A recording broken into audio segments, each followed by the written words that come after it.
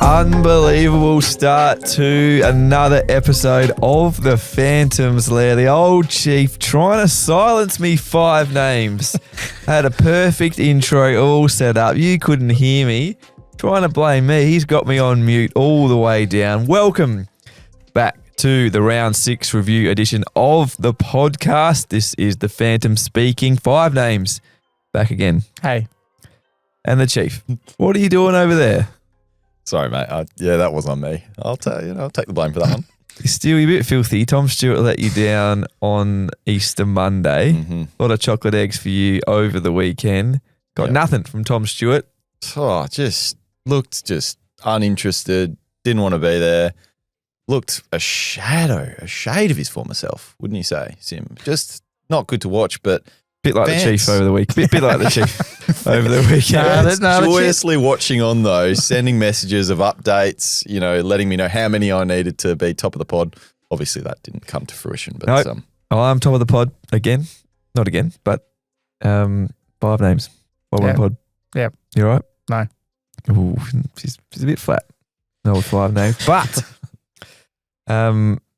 we have to mention at the top of the show the Phantoms Lair League. Dossie. It's firing. The chief. Absolutely it is firing. Absolutely firing. We've got the 2nd, 3rd and 5th ranked coaches overall and 5 of the top 10. Obviously they're not listening to our advice. Like they're I think doing they well. are. So can we get them, can they replace us? I think that, we have a review. See how they go. Well, I think it shows they are listening to us and we are giving out some good advice. They don't really know any good advice. There's about 10,000 coaches in the pan later on as well for not listening to something we said. But Shane moved up 1 spot. He's number 2 overall now. So big shout out to our loyal Lair listeners. You still can join. Still can join. Yep. 719067. But Fants, we got a lot to get through in this show. There may be a rookie crisis on our hands. Yep. So we've got that. We've got some premiums and some bargain hunting to do as well. And looking at at those players on the bubble and who we can pick as our downgrade, upgrade, and talk a bit about upgrade season. There's a lot to get through, Fans, but let's just do a quick recap of our rounds. Mr. Top of the Pod, do you want to take it off? I do 2, 2, 3, 8 for me. All because of my man, Nicky D.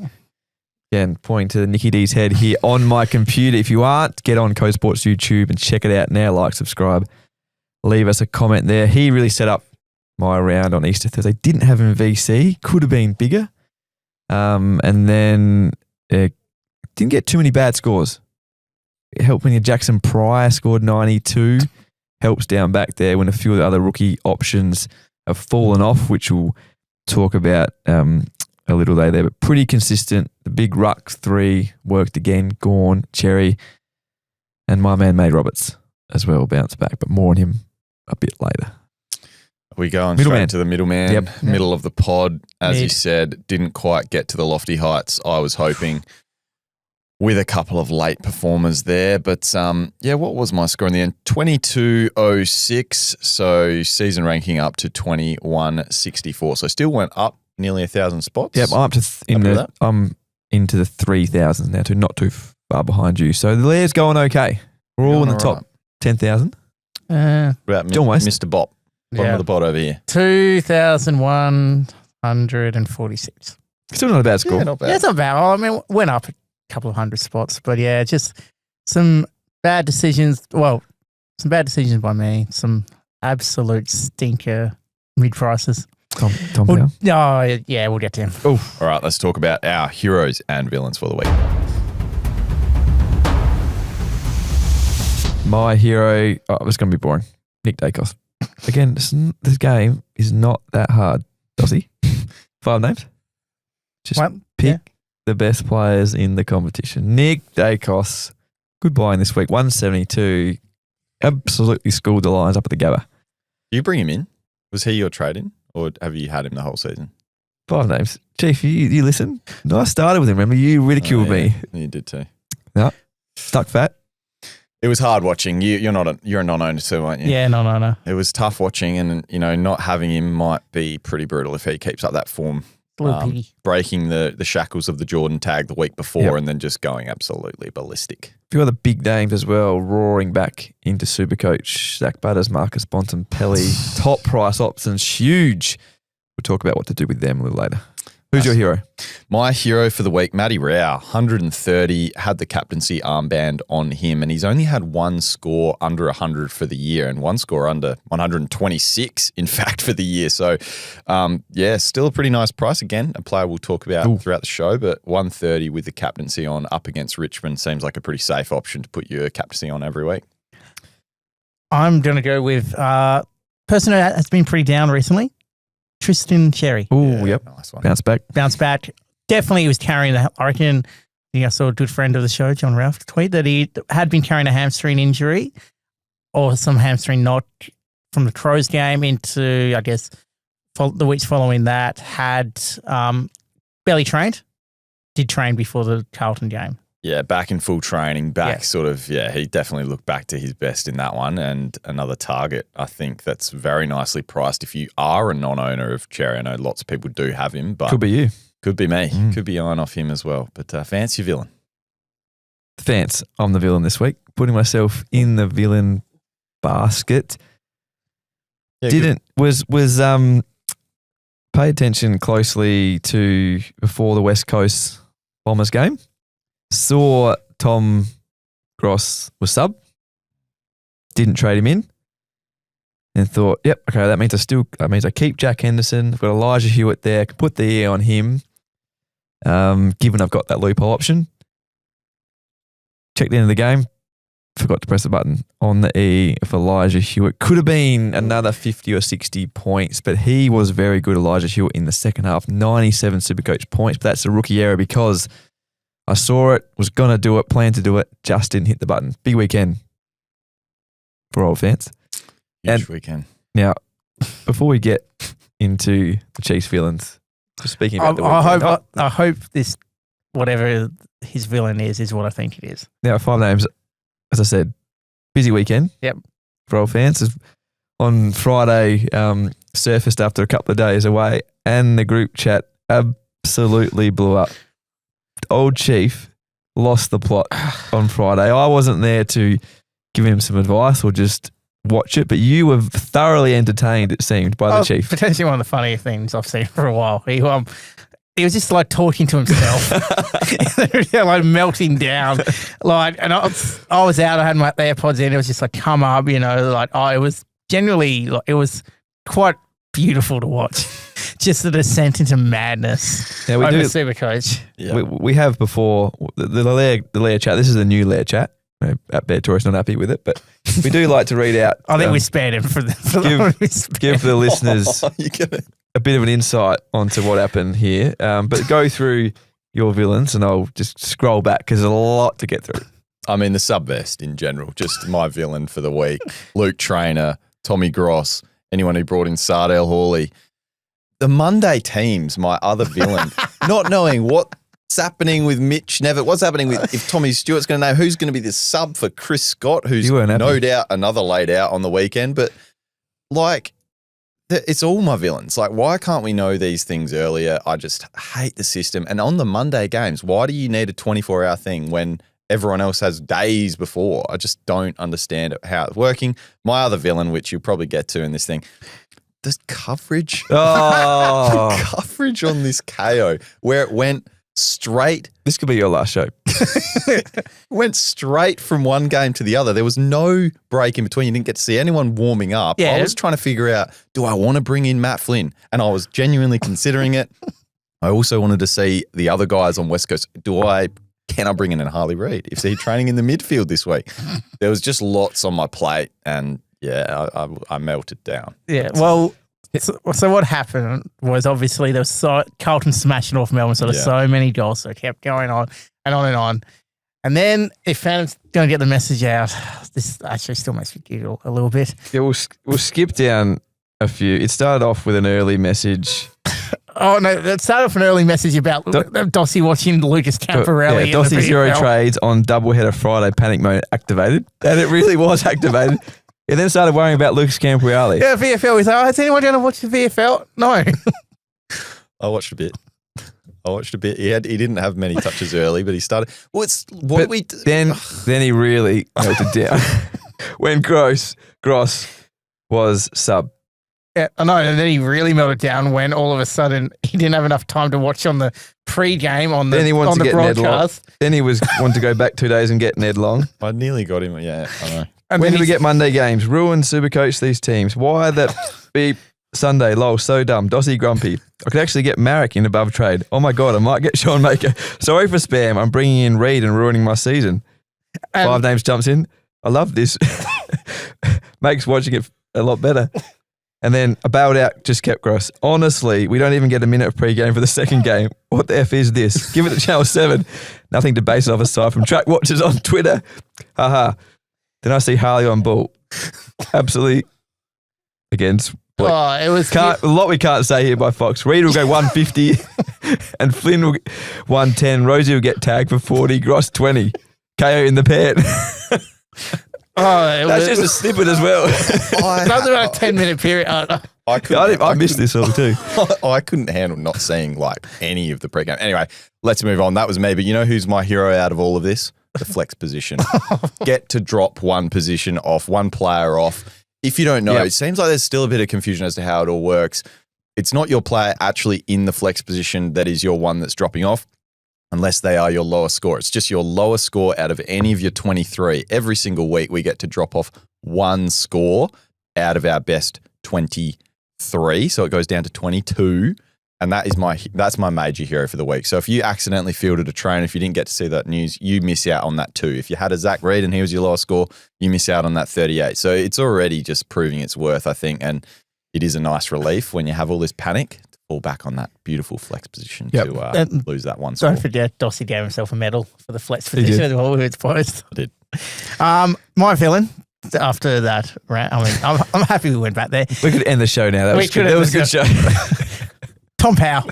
Oh, your man found him. My man. Your man. You loved him for ages. Yep. You also Tom Powell. What is he doing? I can say that for all of North Melbourne, most of North Melbourne. What a bad pick that was. What a bad trade in that was. It's tough. Yeah. Could he be dropped? Angry Farco. No, it's been dropped. Well, by me. Yeah. By you? Yeah. Go on. Yeah, I'll tell you later on. Ooh. All right. Well, we've got lots to look at coming up for round 7 coming up, Vance. Round 7 is coming up. Very soon too. We're recording Tuesday, obviously the Easter Monday game, Anzac Day. Quick turnaround. Eve on Thursday night and 2 games. Yep. So we've got Breaking Even with Al Payton coming on the Wednesday and then and he's back as well. He's back on deck. Yeah, man. Breaking Even actually with Al Payton this week and then also the live show coming up. Quick update before we get into this round preview. Our ratings target. Where are we? It's getting close now. It's already. We're at 337 towards 500. Cool. So we are getting very close to getting 5 names over here. And the peroxide here. We were going to post the photo of him with the previous peroxide. Just projected it. So it's out there, and you're doing well enough. You don't need the photo. Ooh. Also, do I have to get scalp bleach? So I'm happy to dye my hair blonde. I just don't want to get scalp bleach into the hurt. I think dyeing. We'll ask the listeners. We'll ask the listeners providing the ratings. I'll have blue hair if that happens. Actually, we did have one review that I'll get to at the end of the show that delves deeper into the bleached hair, but we need to get into round 7. The leading story for the Lair. The Lair's leading story. It is a rookie crisis, fans. We are in the midst of a rookie crisis. I mentioned all those cash generators just stopped dead on the weekend. A 2 from Trainer. That's just destroyed any chance that we wanted of him making that cash. You've got a Nevitt. You might have a Moraes. You might have, who else have we got? There's all these rookies that just aren't suddenly producing due to being either the sub or due to just having poor scoring. Even a Zach Reed is, scored a 38 after 2 really strong performances. He still might have a bit of meat left on the bone though. But Fance, there's not much coming through. We're going to touch on who's the rookies on the bubble a bit later, but there's there's not much there either. Yep, Dan on X asked for talking points on the show. He says, rookie and cash gen strategy. How do we make the money from here? Speak about those names. Mariah's breaking up to 46. And then obviously Luke Trainer up to 74 after that too. I'm going to say, I think, hold on Trainer. Hold. Jeez. Because you might be able to get close to that. Also, that was obviously a bit of a rest too, wasn't it? Bit of a rest. We're, what time? It's 11 o'clock, around 11 o'clock LA time we're recording. Noah Bolter has just had his sentence for his assault. He has a curfew of 10 p.m. to 6 a.m. He's not going to be able to play in the Anzac Day Eve game. Jeez. Luke Trainer is going to come back in, and I reckon he could score pretty well in that game, especially against Melbourne. You know, a little bit different, but you know Melbourne, you know, them going forward, they do blaze the ball a fair bit. It could take some into their marks. Luke Trainer's surely got to come back into the team. Bolter, you know, can't play. Interesting point there, because Bolter was very good on the field Saturday night, and obviously plays a little bit different role to Trainer in terms of the bigger body on the bigger guys. But yeah, definitely the footy that Trainer was getting went to him. 74 break even though, big call. But he has shown he can score, get close to that if he does play. So I think Trainer, for all those people, because I think you hold Trainer. I mean, obviously, maybe see what happens to the Bolter situation. Maybe I'm doing a bit early on it, but it looks like that's going to impact him. You know, his ability to actually play. So Trainer should come back in and should actually store well and get close to that break even or even go past it. The thing with him though, he's at the price now. You know, we need to make money on the 264K. So we've got Matt Carroll there from the Blues on the bubble, which we'll get to. That's 165K you're making. Yeah, I suppose I guess with this, you know, cash generation, the whole idea of it is the upgrade season, as we mentioned, fans. Generally, we want to be going one up, one down. And if you've got a boost, whether that's, you know, one down, two up, or one down, one up, another down, you know, it's having to continually upgrade is where we want to be at this point in the season. And what we're looking for is just who do we bring in as those downgrade targets? And yeah, Carroll appears to be one of the very few options that we can actually trust at the moment. And there might be a few more that we'll reveal a little bit later, but it does seem like a bit of a crisis, if you will.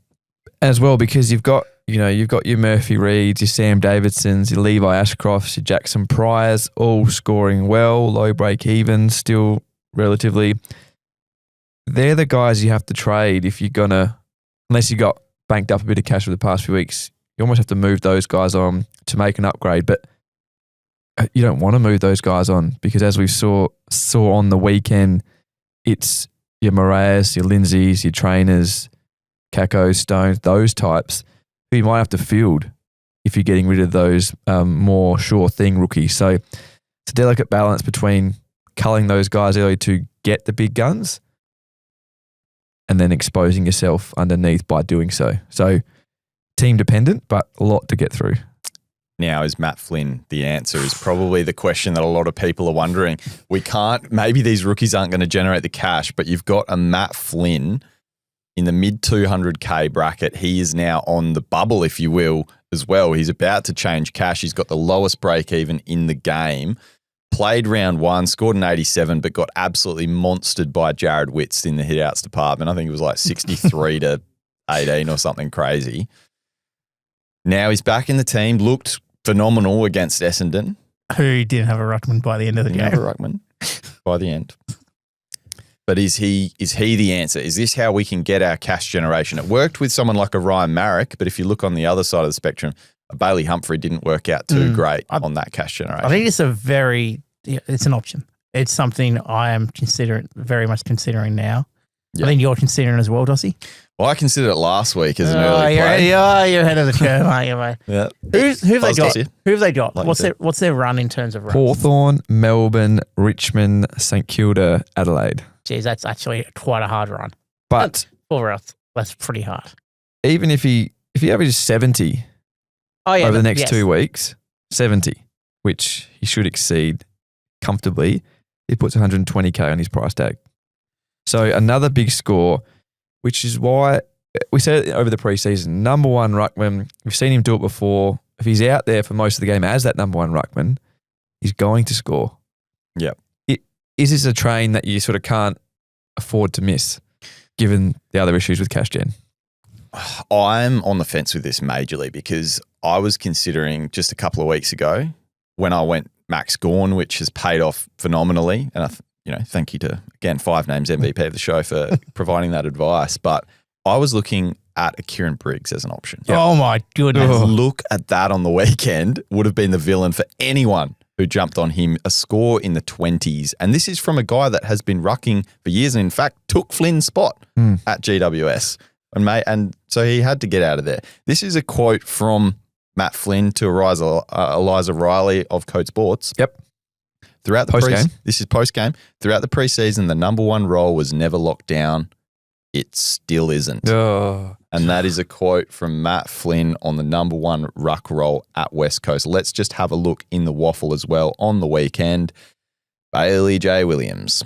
129 Supercoach points in the waffle, 20 disposals, bunch of hit-outs. So does he come into the mix? And even if could they play both of them? Could he come in and play a role there? Like, I'm considering especially if you don't have a Tristan Sherry and you can find the cash to get all the way up to him, I think that could be, you've just seen Flynn score a 140 this week.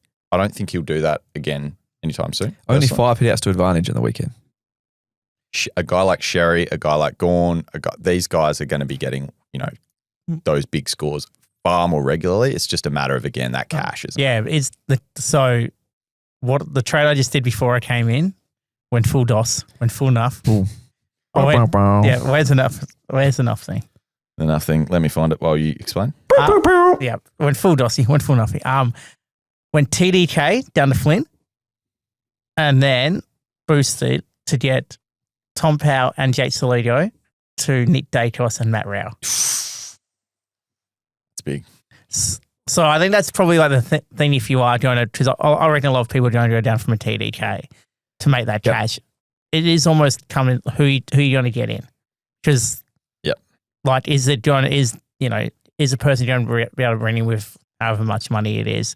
Is it how much of an increase are they going to be on the person you're trading out then? So it's all, So I'm weighing that up to, so if we went TDK, just say Mark Pittner is brought in this week to give him a bit of a chop out.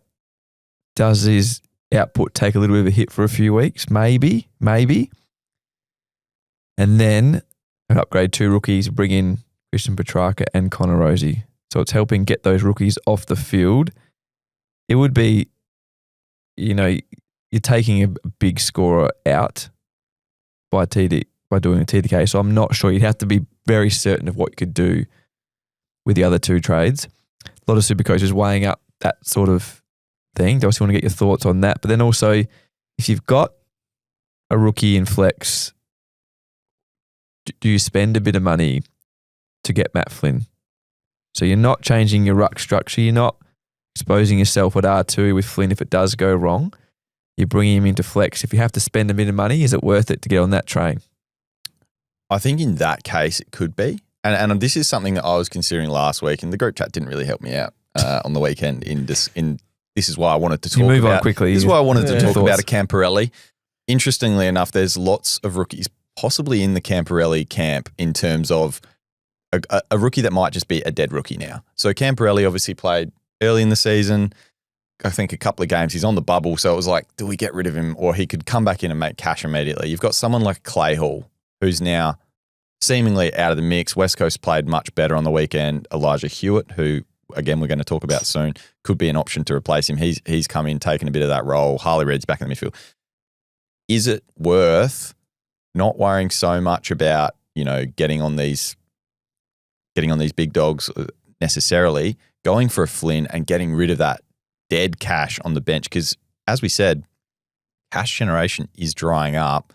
You probably need to jump off these red dot rookies, even though there's that hint, that dangling carrot that they might come back in the team at some point and start making you cash again. What is your thoughts on that? Because I don't know I like that it. strategy, and I think in that case I'd be happy going up, paying a bit more cash, but you're hopefully banking 100, 200 plus K, you'd want, what would you need? How much money do you need? Well, there's a world, if you're doing that, you're expecting Flynn to stay in the team, score well for 5 or 6 weeks, and then he's up to 450.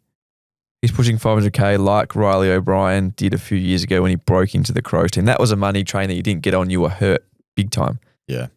You got a 450, 460, 470K Matt Flynn at flex. That's a lot of money. You can trade back to a premium ruck when you trade out. What if Pitnet comes in and TDK has 2 down weeks? The prices could meet in a month, potentially. Otherwise, there's your downgrade when another rookie on the bubble comes in. Flynn, chop him down to your rookie and you've got 400K to play with. And that could be big given what the rookie issues at the moment, what the crisis might turn into, and in terms of how much money you've made over the next month. So I think it is worth a short spend, not too much if you want to go up to Flynn, but I think it's money. Again, it could backfire if McQualter comes out and bumps Flynn back down, or as Bailey Williams comes in, but surely he's their best option in the ruck now. Surely. Yeah, I think so. Should we talk about the options then? Because as we said, rookie crisis is apparently upon us, Vance, but we need to see who we can consider as our rookies on the bubble. Short segment this week. Short segment. Matt Carroll. Is that it? Is that it? So I will go through a couple of other players. Negative 65 break even though, 99K. Blues with back-to-back wins, 60 and 64 for him. He's not setting the world on fire. No, 14 touches. But he's playing his role and Carlton are winning. So you'd hope that job security, at least short term, is pretty solid enough, especially at 99K fans. Yeah, I think we wrote him off. I wrote him off. Chloe breaking in with our Peyton was talking him up. So he's been good, solid. So I'll take that back there. 99K. He doesn't need 64 is a 75, 80 if you're 99K, especially in those first few weeks. So again, could you come and play him on field? If you're playing Trainer on field, would you then play Carroll on field? I'd still be feeling pretty shaky, but I've got Trainer on the bench. Obviously have Jackson Pryor there on the field. I'm happy to take Matt Carroll. So I think that's an easy money maker this week, Trainer to Carroll. What do you think? Yeah, I know, Sim, you have said to hold Trainer, but if you can only make that, you're only making 200K going Trainer to Carroll. That seems like just the obvious trade. Yeah, no, yeah. It's an easy trade. It is only because he was the sub. His scoring's great when he's playing full game. It's an easy trade to make, and I get that. I just reckon don't completely panic on him. Yeah, if you can trade someone else, would you trade a Reed, even though his break-even's lower at 14? Still 4, yeah, maybe. But again, what are you exposing yourself to then? I think Zach Reed can bounce back and score. We saw him struggle in the early 2 rounds, then came back with a couple of good scores. So there's no reason that can't happen again. I think he's a hold with that break even. Another player on the bubble from the Blues. Yep. Oh, Corey Durden. Yep. Negative 66 break even, one out of nowhere, scores of 91 and 98. Well, James actually on X has pointed out, should we be concerned lack of rookies, maybe someone like Durden is necessary. Necessary? What do you think? 206K at the price. I don't know. I mean, what have you seen of Durden? I don't ever trust that role, but is his role different to Northwood? Terrible. Yeah. That's all I'm going to say. I think if he was 120K or 130K, given, more mature body, few more runs on the board compared to a Carroll or the other rookies there. But I think just the price, I don't think you're not going to trade up to him. You're not sort of side swapping your rookies because can you be sure it continues and then he makes money from 150K from here? I'm not sure. Yeah, it's a really awkward price. I mean, in reality, what are you paying an extra like 60K to get to Matt Flynn from that point as well, if you can sort of figure out how to do that. But I think no. Yeah, I don't know. It could be a good option. If you're a Blues, maybe we need Chloe's the nuff. We need Chloe's advice on that one. Listen to Breaking Even without Peyton. I'm sure they'll have her insights there. We'll get the nuff button over there. Yeah, surely. Elijah Hewitt, as we mentioned before, 188K. Now, he's not on the bubble. Let's talk about some other players that aren't quite on the bubble, but still may be worthwhile looking at in this downgrade discussion. -8 break even. Looked phenomenal. Massive. In the second half. Unreal. Obviously, so he scored 97 on the weekend, but he missed 2 weeks before that with a calf niggle, and he had the sub-vest before that. So that's why he's still cheap at 188K. 5 names. If you didn't own Elijah Hewitt, would he be right up there in your targets this week? I think, yeah. I've still got him. I've held him throughout that time. Don't know how. Don't know how I started with him. That must be a fever dream. Yeah, no, definitely. I reckon, yeah, he's a good target. It looks like he can play well. It looks like he can score well. And he does need to play the youngsters. Yeah. He does actually need to play the I youngsters. don't think we can expect that from him. Not at all. Every week. But I think, they're going to play him in the midfield, try to as much as they can. Yep. A little bit cheaper than Durden. I think the role is going to be there. So 188K, yes, it's still in that same conversation. You're not going to make a heap of cash trading down, but I think from what he's going to make from here, that 97 is going to be in his rolling average for a couple of weeks now. One more spike score, which he could get, bouncing off that second half into next week with the confidence. I like it. Yeah, we look at, centre bounce role as something that we want, especially for these cheapies. And Elijah Hewitt certainly was getting a bit of a look there. 60% of the centre bounce attendances, which is his highest by far of the year. So coming off that calf concern, good to see that he's straight back in the mix there. He's their best midfielder. Yeah. Moving on to another player in this mix, Charlie Spargo, 149K forward for Melbourne, back in the team, 70 on the weekend, -28 break even. So he missed a fair bit of time through injury, which is why he's priced cheaply. 5 names. Thoughts on just Spargo? If you've already got a Hewitt, he's cooking up something there. I can see it. I'm looking forward to hearing about this trade. I'm keeping him off guard again. No. No. Not really. Should have good job security though. That's the only thing. Yeah, I think if it's between those two, I'd almost go Durden just because we've seen a bit better scoring, similar role. James Tunstall, my man. Spoke about him on the Footy Heads. We had a social video. Fance was guessing as many players as he could on Footy Heads. Good game. You laughed when he came up. You thought, I didn't even. No chance. No chance of knowing this guy. And you knew him. Jimmy Tunstall. I think you got his state of origin incorrectly, though. People in the comments were saying he's actually from Victoria. You said, I think, WA. And I said Victoria. He's actually from WA. Oh, he's from WA. Okay. 88 points for him. He's done it before. He's scored well. He's been good in the VFL for a number of years. Even when he's played in brief opportunity AFL level early in his career, he scored okay. Low time on ground for him on the weekend. I mean, we don't want to go early on a play, especially in a stacked side like Brisbane.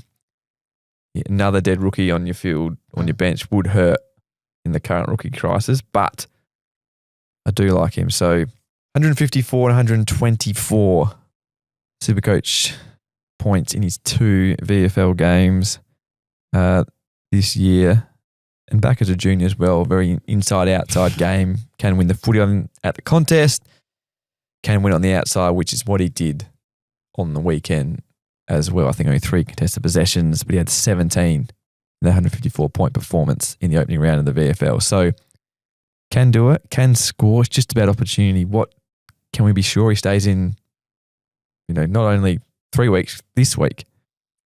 Very much. Yeah. So I'd love to do it, but I think you have to wait. I like him, but yeah. I think the big thing for me, time on ground, and he was not on the ground very often as much as he scored well. Yep. I want to be sure I'm accurate on this, but his time on ground, I believe, was in the 50% mark, so pretty low time on ground. And when I see that, job security is not on my watch list in terms of, how long you're going to get there. I know, someone like a Reveal plays similar minutes like that when he plays, but not for me at the moment, although he's one definitely to watch if he gets another gig. Luke Cleary's one final player. There's one more that we're really interested in though. But Luke Cleary, 195K defender. He was on our radar early in the preseason, played round 1, scored poorly. Back in the team, 61 and 69 since coming back in the team. Now he's got a -15 break even, but 5 names, 195K. If it's between him and a Carroll, Carroll. Yeah, you got to go to Yeah, Carroll. Carroll. And then to your point, you might even just hold Luke Trainer. Like if you're looking at that option and you've already got a Carroll, say, you'd almost look at holding Luke Trainer because his scoring is potential you would think is higher. But Cleary had some pretty good numbers in the twos. So. And Bevo looks like him. But 5 names. You know the Chief is excited when you've got, 2 lines on all these other names. You got about 17 lines on this next bloke. Oh, no. Who is it? Henry Hustwaite. Okay, so Ralphie, again, as we said, big friend of the show. Friend of the show. 121k mid. 0 games played this year. Connor Nash is out. Yes. Connor Nash is going to get the book thrown at him. And what are we going to see? Are we going to see a guy who's averaging 34 disposals, 21 contested possessions, 12 clearances, 7 score involvements, 4 marks, 5 tackles and 4 inside 50s a game, going at 135 Supercoach in the VFL, 5 names in Henry Hustwaite, come in 121k mid. That sounds pretty good to me. Well, if he does come in, it's good, but is he going to come in? He's got 83 Supercoach points on debut back in 2023 as well. Play. When he gets the opportunity, can play. He was in there. If you saw the Hawks doco earlier this year as well, he was asking Sam Mitchell, how can I play? Can I play at a half-back? Can you get me in the team? He was desperate to get into the team anyway. Sam Mitchell said, no, mate, come on. So that could be the issue. Maybe the coach just doesn't like him. But in the midfield, as we said, if a spot opens up, you'd think. No Will Day either. With that form, no Will Day, no Connor Nash, I think Henry Hustwaite could be one of our number 1 targets, even though he's not on the bubble. I'd be this week. No games. This week, 0 games. It's on the bubble after 2 VFL games. And he's on a Sunday game as well, I'm pretty sure. Gee, the Chief. Bring him in. Yeah. All right. I'd be putting him on field if he's not obviously the sub. All right. Chief playing VFL Supercoach. Field. He's got the draft. He's got the draft podcast. No, he's got What's VFL. his nickname? Is the pencil or something? No, there was no draft podcast, was there? No, I don't think so. I did beat Fance, by the way, in the draft. Ooh. Should have mentioned that. All right. Twitch thing. Get on the 5 unique names with 5 names. Unique names with 5 names. On the Hawthorn front, Will Day's gone down. Oh, Henry Hustwaite. That's my boy. No. Jai Newcomb. Oh. I reckon I haven't been great recently, to be honest. I'll admit that. Shout out to Trent Rivers. Did pretty well. He's back? He might be back. And he's also got a pretty good break even. Okay. So, weirdly priced, but he could be an option. Stephen May was out though, wasn't he? Stephen May was out. So, don't know. But Jai Newcomb is my unique name.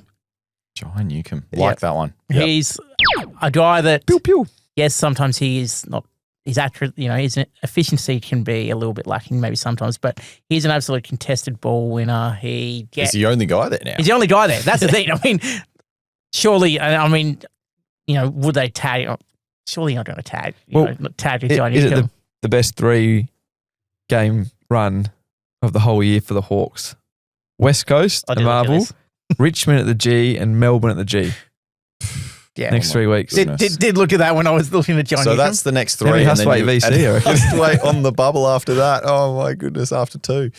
Look, I think it's a great shout. Yep. It is a great shout. That's an amazing run. Some more. Only in less than 4% of teams too. Yeah. No, this is 3-round average 109, 5-round average 111. But if you look at his, actually let me get this up because I was looking at this before. First game of the season stored 90, but that was like just wet. That was just the worst conditions ever. And then it was a bit quieter. That was a weird game against Melbourne. Carlton 149 stored. And that one, GW again in weird conditions down at Launceston. But since Will Day's been out of the team, 104 against Port, even though they were absolutely smashed to begin with. 134 on the weekend against Geelong. He can score. He can. Pew, like it. Very much just like jumping that one, in the there. next 3 rounds. Just charging into the run sheet there. Like it. Bit of authority. It was a good little segue. Yeah, it was. Was another segment that we might jump into now. Are we happy with that? That's not too much on the bubble, but yeah, we like No, we're out the bubble. Bubble's no good this week. Hustwaite. Probably VFL keep bubble. an eye out for number 1 in Fance targets a bit later, probably. Hustwaite. I think so. It is time, though, to get into... The fandom hasn't... Oh, not that. Oh, the Chief. Oh. Jeez, first he silenced me, now he's going back to his... Is this stupid button? We're off to Pretty the happy with Fance this farm. last week. Yeah, don't mind the sting. We're off to the Fance Farm. We're talking about who to cull out of these players. Now, I'm going to talk about cash cows first. Those are the ones that you ideally want to jump off rather than your mid-prices or underpriced premiums. So if you have these available, are you jumping off? We'll go cull or keep. Is our new thing. Quiz music almost. All right. Am I involved in this? Or no? Yeah, back and forth between you two. Luke Traynor. I want Fant's opinion for this one. Cull. High break even. Make some money. Connor O'Sullivan, 306k, 85 break even now. Cull. Christian Moraes, 199k, 46 break even. 43, 42, 30 in his last 3 full games. Fans. Cull. Does he stay in the team? Yeah, but he might be the sub.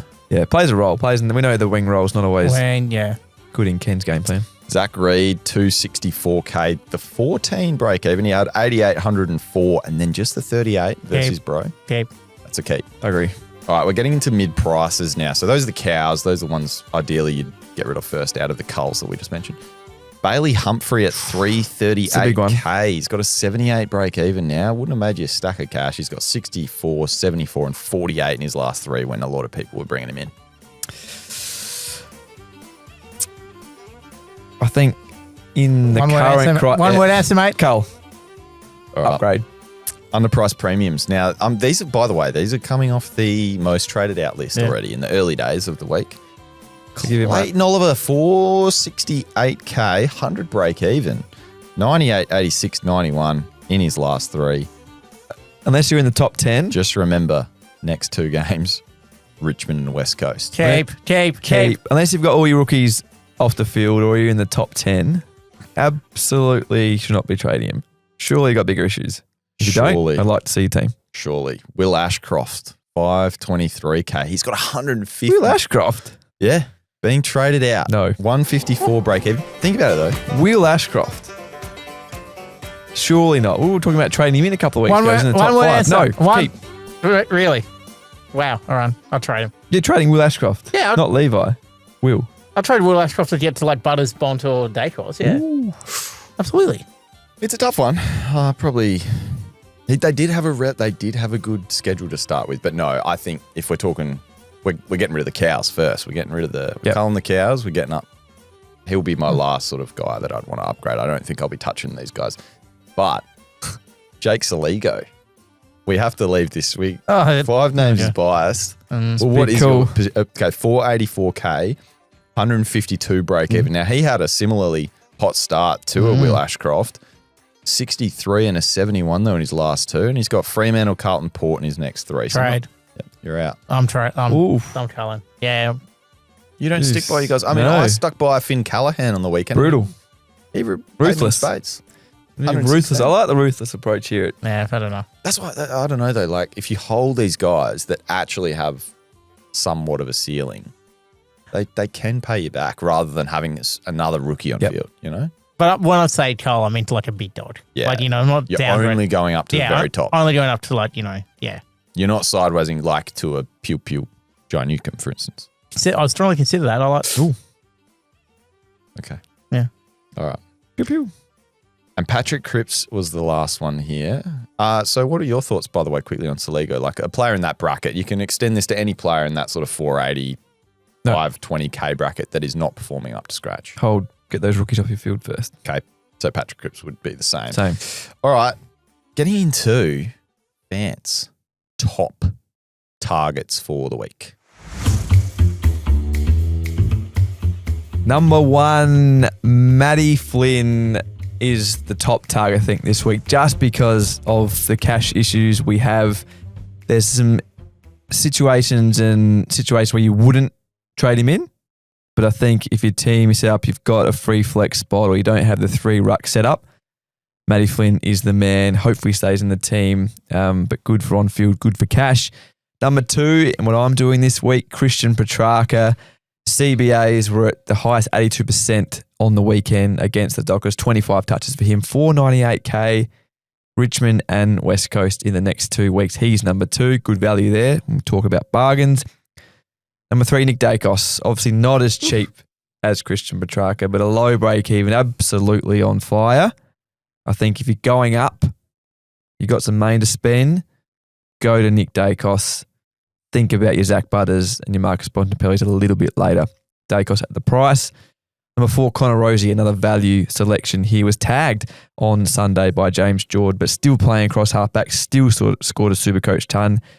Jason Horne-Francis told reporters after the game that didn't see Connor Rozee all week. He was with the defender group at Port training. So still good buying there. As we mentioned last week, number 5, Matty Carroll, 99K, low break even, doesn't need to hit great heights to make some cash. So number 5, that the one true downgrade option for the week, just makes it in. Beautiful. I wanted to quickly touch on, just while we're on that, you sort of breezed by him, and we did touch on him a little bit at the top of the show. I reckon a fair few people iron off the Bont and the Butters after some monster scores. Look, you did mention, so you're saying you're eyeing off value first? I think so. Corey here on X says, how do we get Butters or Bont without boosting? Is there a cheat code? They're both expensive. Yep. Now, we saw a friend of the show, Joven, winner last week. This is what I was trying to find his tweet. Did post about sticking to getting on the value. Yeah, I've got the words exactly here. So, which is what we've been talking about that for a while as well. Yeah, you were saying so Bont or Butters first as a bit of fishing, a bit of bait on the Twitter, reeling them in there. Yep. Pants, well done. Joven says, keep playing the value game. Get the bad scoring rookies off field and target underpriced guys first. Last year, it was Sarong and Ryan, and as much as it hurts in the short term, it's worth it by the end, coming from the man. Yep. And won the 50K last year. We've been saying this when all the questions come up about sidewaysing your premiums or trading them out over the early rounds. It's the same thing. Get those rookies off your field. And I think that's the play. Unless you've saved up a lot of money, it's hard. Because if you've got enough money, you could probably make 2 value upgrades, couldn't you? You could. It's I don't know about you guys, but I've been spending my cash left, right and center already. So it is tough to get right up there anyway. So I am bargain hunting. So is there any sort of players, you've mentioned your top targets, I would like to throw in there a Tristan Sherry. Yep. He's not in there. I know it's probably because he's also very highly owned, but if you don't have him, I think out of all those guys, maybe even including a Nick Daicos, because he's about 60K cheaper, I think, than Daicos already. I think he is the guy. I think disrespecting. I'm not disrespecting him, but now that you mentioned earlier, fit, he's back. You know, he clearly was hampered by a bit of hamstring, whether it was a bit of tendonitis or whatever. He's back full training. Sherry was a guy last year that was a must-have. So I think if you've, like myself, avoided copping too much in the point department from Cherry so far, which has been the way it has been, if he now starts firing and is putting up these 120-plus scores week in, week out, he's, for me, you know, I'd almost consider, as I said earlier, if you're going between a Matt Flynn and a Sherry, I'm going to Sherry if I can get there. Harry on X also throws up Tom Green from the Giants, 575K, so he's basically right at his starting price in less than 3% of teams. Like him. Pew pew. Yeah, go on. 3 Supercoach tons on the trot. Just a solid player. Good buying. We know it's Supercoach beast at his best. Don't mind it. Harry also throws up Nick Martin. Well, speaking of shooting from the hip. Forward defender now. You want to take he didn't take the role. He didn't take the segment. 532K. Yeah, I want to just chuck this in there quickly. If they are asking that question, they can ask it to me directly. What question do you want to ask me? Any final questions from the listeners' fans before we get on to the pan? Lincoln, here, long-time listener of the show. Is it too late for Ned Long? Very good question. Nearly went there last week myself. We saw on X as well, and YouTuber out there, fellow YouTuber of ourselves there, Supercoach God. He had a big following asking if he'd put the VC on Ned Long. Ended up doing it. Asked for 50 likes. I think he got about 500. Ended up doing it. Didn't pay off for the VC there. Scored a 96, but did look very good. Everyone was providing glowing praise from him in the media, saying it's opening up Nick Daicos. It's doing everything that the Pies want. 311K. I know I was one that missed the money train of a Ryan Marrick, but you didn't pay quite 311K. It's probably a similar price you paid last week for Ned Long if you jumped on him then. Is it too late? 5 names for Ned Long. High centre bounce role. That's 3 scores of 96 or more for the year now. 300K, that's Negative 25 break even. Could we I reckon you can still get him in. pair him up with a Flynn, get the cash gen back on track? Yeah. Would you go Flynn for 50K cheaper if you had to pick? Yeah. Yep. I mean, he's on the bubble too, so it's going to be a monster cash rise to start with. Yep. With the lowest break even in the game. So yeah, I mean, if you do want to somehow get both, and if you have, as we mentioned earlier, if you have a bunch of dead rookies on the bench, and by that I just mean players that aren't looking like they're playing, maybe a Camporelli if he doesn't keep playing, if you still held him, then there are plenty of coaches that have. And maybe, as I said as well, a Clay Hall, if we don't think he's coming back in, played well in the waffle on the weekend, but if he doesn't get back in, you could, fix up those benches if you've got a little bit of cash. Should we go 2 rookies to get Ned Long? What do you think? I'm deferring to Fance on this Where one. does Ned Long get to from here? 400K? Money. Yeah. What is the average from here? Yeah, I mean, Does he get to 450? Not sure. Could be sure. My strategy this year has been, and you guys have gone a different path. It's going to be interesting where all our cash gen goes. But like you guys jumped on the money trains earlier. Like I missed a Bailey Humphrey. I didn't go there, which I'm obviously pretty happy about. But I didn't jump on a Marek, and I'm quite upset about that. So I've kind of avoided all these in between guys this year, and so far I actually think it's paid off. Like I've only gone up to the top. I don't have a strategy. I'm just toiling around. Ned Long's made 110K already. If they've made the money, I've kind of gone to the next guy. I've been like, okay, let's jump on the next one. But eventually this could bite if, Tommy Gross, if he's out now. If Clay Hall, if he's out. If you're going right down and right up, it sort of actually might hurt us in the long term. I like Ned Long. I agree with all the praise about what he does for the Collingwood midfield, but I don't think he's going to hurt you and average 105 from here. Yeah. So I think it's too late if we want a simple answer to the question. Yep. Lincoln, a lot of questions here about the rookie situation, which we have looked at. Jimmy has doubled down on the Hawthorn, mentioned Jai Newcomb like unique names. Carl Amon, a good shout for a point difference given that run. What do we think? Big on the weekend. 150 on the weekend. Oof. What do we think? We're going there? I think there's too many good options in defence. Big pod play though. Massive pod play. Like, don't mind it, but yeah, he's also I don't know. He's a player that can butcher the ball at times, old Carlos. We started the year with 3 Supercoach tons and back-to-back 79s and a 152. Yeah, I tend to avoid, I think. 504K. Yeah, as much as you get a ceiling score once in a while, yeah, it's one that's... And not cheap enough. I think if he's in the 400s, like 450 or lower, then... But I think he's getting up there. He's not that much cheaper than some of the big names. Yeah, bit of a misconception as well when you come up against these easier teams. It's not always a good thing for defenders in those roles. So it's usually pretty good for the inside mids, but especially against a West Coast, like I think Richmond's pretty good for defenders, but I'd have to look at the latest data. But it's not always like a West Coast because it's usually, apart from on the weekend, forward constantly, mid and forward. You don't actually see those nice scores from defenders because there's not that chip mark in the back line. So. Yep. That's the questions there, fans. Yep. Thanks again for all our loyal listeners. We worked some into the show. I think we've covered a lot what the community want to talk about. Now, am I allowed to go? Remember, I was banned a couple of weeks ago from hitting my number one target of the week. Am I allowed to go there? If you really want to, but Dusty and I know we are going to do, we don't condone this. Might be hitting them when they're read down a bit, so we don't like to do that here. We won't. But I've got 10,951 people in the pan this week. Wow. That's a lot of people. What? How? Big pan. Why so big many? walk. Big walk.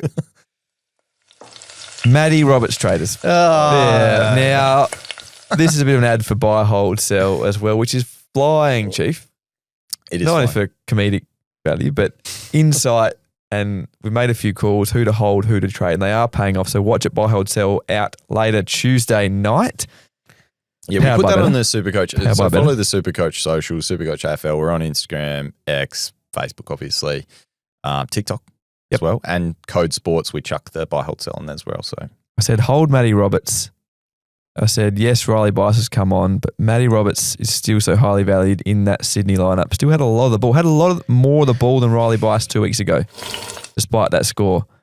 He was massive for the Swans on the weekend. He was just about their best player, 119 Supercoach points for him. So back to what we saw at the start of the year, back to what we saw the back end of last season, why we picked him. So ended up with 30 touches, 10 contested possessions, and a stack of intercepts as well. So 10,596. Hope you enjoyed watching on Sunday. Yeah, I considered trading Matty Roberts. I'm not going to lie. I thought the bias effect had taken control, but it was. Didn't you watch Buy, Hold, Sell? I did. I don't always take note. You film it. Yeah, he films it. So he's watching it all the time. It was good though. Well done. You've done well on your Buy, Hold, Sell so far. Hopefully another great episode coming up today as well. Yep. Vance, what are your trade plans this week, quickly, to finish the show? I mentioned the big one if I do TDK to Flynn, which is probably not going to happen. Well, I can see 5 names. He's ready to just unleash on his trade plan. But the one I'm probably more likely going to do is culling 3 rookies, Trainer, Lindsay, Moraes, bring in Christian Petrarca. Track. And bring in Carroll, and then I'm not sure who that third rookie would be. That's the issue with that trade. But that would then allow me to keep Davidson, keep Murphy Reid, keep those rookies that were a bit more comfortable with fielding and still got some money to make. Bring Petrarca in. The other Petrarca, Rosie and Flynn boost trade would mean moving on Murphy Reid and Sam Davidson, which would then expose that bottom of rookies. So leaning towards the 2 down, 1 up to Christian Petrarca ahead of the Anzac Eve clash against Richmond. Briefly, is it a good week again to boost? Do you think with this lack of cash gen and maybe just the one, do you think it is a week to, if you've got boosts remaining? I've only used one. Yeah. I think if you go either way, couldn't you? Yeah, I think there's nothing, if it gets you to an upgrade, helps you upgrade, then I think you can do it. Yeah. We do have extra trades. I'm sitting here now before trading, got 30 trades left, which is what we used to start with in Supercoach. So we haven't had a lot of big injuries or suspensions yet to popular players that have meant we've needed to trade out. I think happy playing the aggressive route. If the boost gets you to the upgrade, then I'd do it. Shout out to anyone that brought in Sam Darcy or Sam Draper as well, and shout out to both those players. All the best in their recoveries, obviously. But yeah, that would have been a shame because Draper looked like a genuine play. So I thought I'd just mention that at the end there. But Harley Reid in this week for you? Not for me. I'm looking at Thursday morning. Obviously just jumping on without seeing him at AFL level for quite some time. The pencil. I think. Pretty sure that's his nickname. I'm going to have to double check that. I know Sench is a massive fan of this guy. Posts his VFL stats every single week. Our friend Sench. Henry Hustwaite. He's a fan of mate. Henry Hustwaite in. Is their podcast still going? And on field. And on field for Dossie, of course. Probably bringing in a Matt Carroll. And I really want to, at any cost, would love to bring in Tristan Sherry. I think he hasn't killed me yet. I think he's about to. I really want to get him in, and I'd bypass Flynn, obviously, for that. But I don't think I'll have the cash, so I'm probably just going to go Hustwaite, Carroll, and a Flynn. So it's pretty gross trading this week for me. But as you know, I don't really figure out my trades until during this Saturday. Tom Gross. What are we thinking? 5 names? There's 2 straws of thought here. One going full Dossie and full chief muscles and muscles, and going TDK to Flynn, Salido to Daicos, and Powell to Rao. Woo. And just go for it. Jeez. Or I'll go bring Carroll in for a rook and then try and get Powell to John Newcomb or Rao. Good. I also just want to trade Tom Stewart because he's just killing me at the moment. Oh, God. 64. Gosh, terrible. Shocking. Big show. Big show. Big week. Short week. Breaking even with our Peyton and the crew. Back to normal on Wednesday. And then we're into it Thursday. Yep. We are in. It's a short turnaround. Get your trades done. Get your team sorted. Check out Breaking Our breaking even without Peyton tomorrow. And also get those ratings in, guys, because I reckon we could even get 5 names per oxide by next week. There was an Apple review. What do you mean, 500? 500. We're on track for 500 next by week. next week. I reckon. What do we? All right, 337. I reckon we'll get there. And this is the review that we want to read out as well. So we're well on track for the 500, We haven't seen this 500 either. ratings. We haven't heard this. I didn't A see- reminder, it's going to give 5 names here, the per oxide. I did just see the headline of it. It just says 5 names per oxide. It does. Is 5 names a fully fledged card carrying Tasmanian? Yes.